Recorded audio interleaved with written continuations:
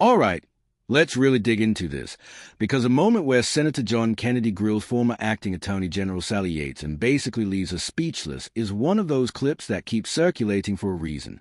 It's not just about a gotcha question or a viral soundbite. It's about power, accountability, legal doublespeak, and how Washington insiders often crumble when someone refuses to let them hide behind vague answers.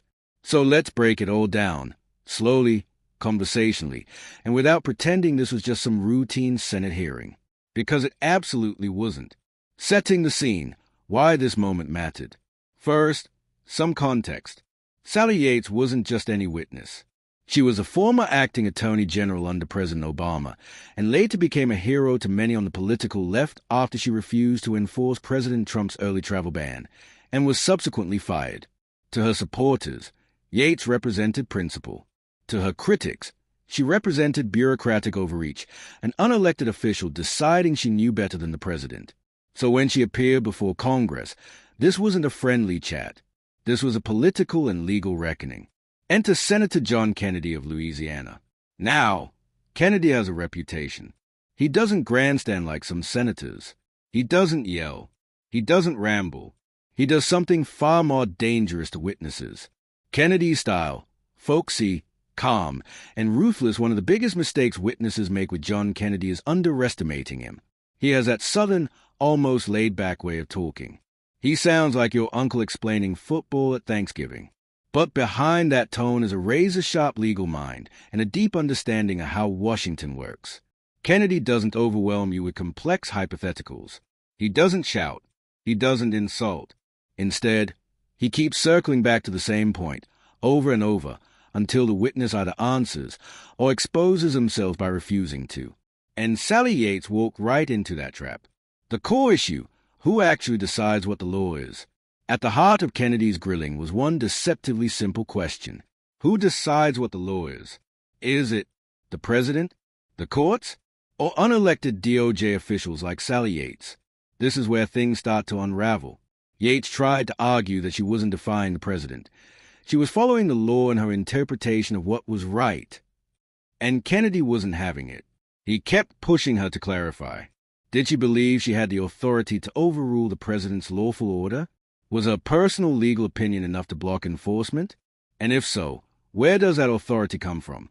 Every time, Yates tried to widen the answer. She leaned on phrases like, best judgment, ethical obligations, what I believed was lawful. And Kennedy calmly pulled it back. The moment she starts to struggle, this is where the exchange becomes uncomfortable to watch. Kennedy isn't attacking her character. He's not accusing her of bad faith. He's doing something far more effective, forcing her to say out loud that she believed a judgment outranked the president's authority. And she can't quite say it. Why? Because once you say that clearly, it sounds exactly like what critics accuse a deep state of doing, governing without elections. So she dances around it. She says she was following DOJ tradition. She says she was protecting the Constitution. She says she had concerns about legality. And Kennedy keeps responding, in essence, that's not what I asked. Over and over again. Kennedy's trap. If everyone did what you did.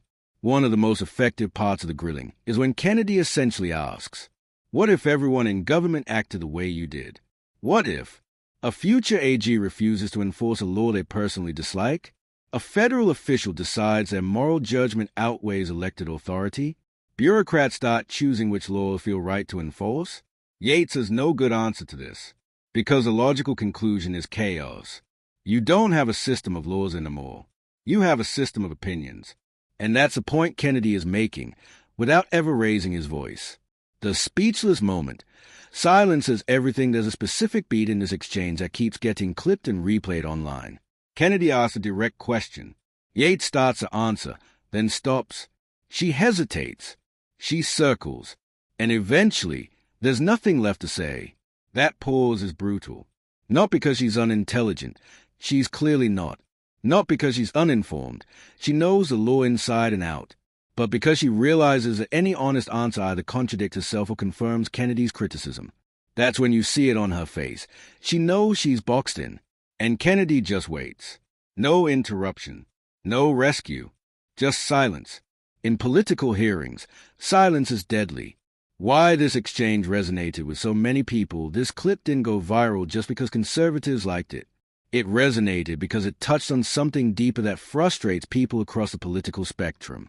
The feeling that powerful, unelected officials make massive decisions without accountability. Whether you supported Trump or hated him, the idea that a single official could block a presidential order based on personal judgment made a lot of people uncomfortable. Kennedy articulated that discomfort in plain language. He didn't say deep state. He didn't rant about conspiracies. He just asked questions that exposed the imbalance of power. Sally Yates' bigger problem. Legality versus legitimacy. One of the subtle issues Kennedy exposes is the difference between legality and legitimacy. Yates repeatedly falls back on legality, or her interpretation of it. But Kennedy is asking about legitimacy. Who gave you the authority? Who can overrule you? Who holds you accountable? And this is where the argument collapses. Because in a democracy, legitimacy flows from elections and the Constitution, not internal DOJ consensus.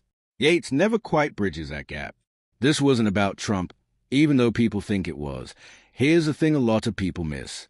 Yes, Trump is in the background of this exchange. Yes, the travel ban sparked the confrontation. But Kennedy's questions weren't really about Trump at all.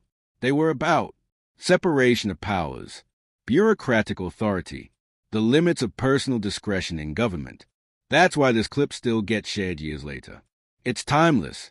Kennedy's closing strategy, let the record speak. What makes Kennedy especially effective here is that he doesn't need a dramatic closing statement.